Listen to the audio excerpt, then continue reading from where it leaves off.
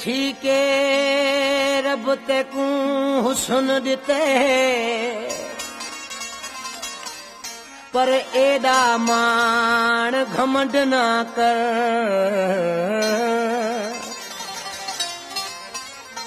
जिड़े सुक गए हैं जो ले वैसा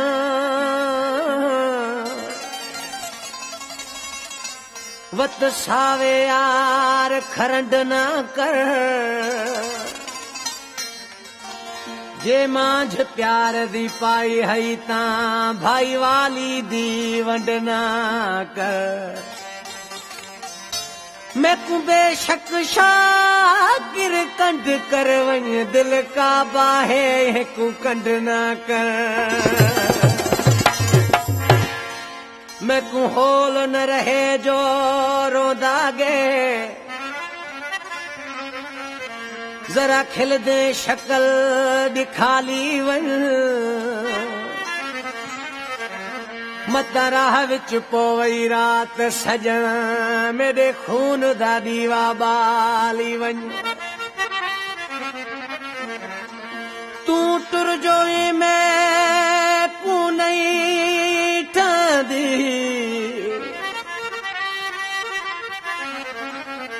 मेरे वर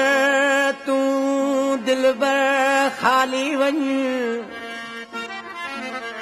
दा कुछ नहीं शाकिर क्या देवा एहसान यार संभाली वन असां रुल मोए दे हिन हाल के ही आई जान जीवी वे हाल गिधी है लोग गरीब गरीब जही कदी विसम गई कदी बाल गिधी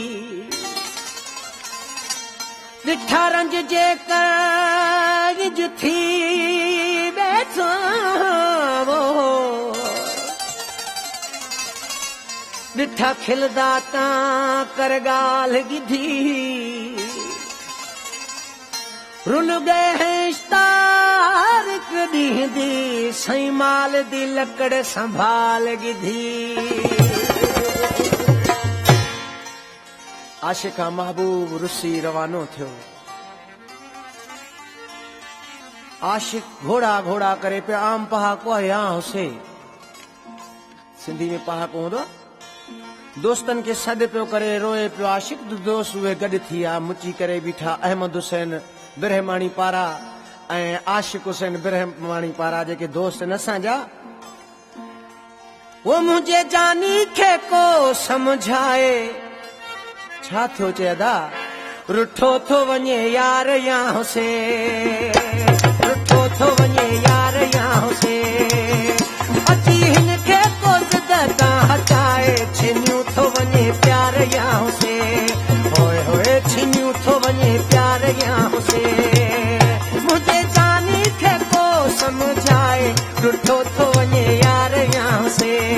होए होए रुठो थो वञे यार या हुसे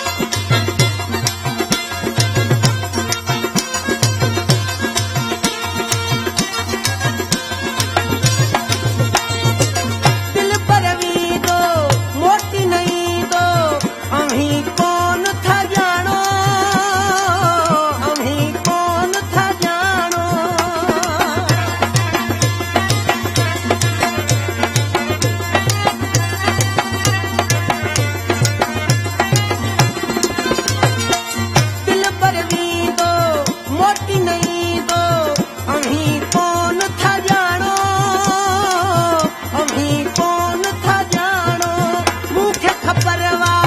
दिल जो पत्थरवा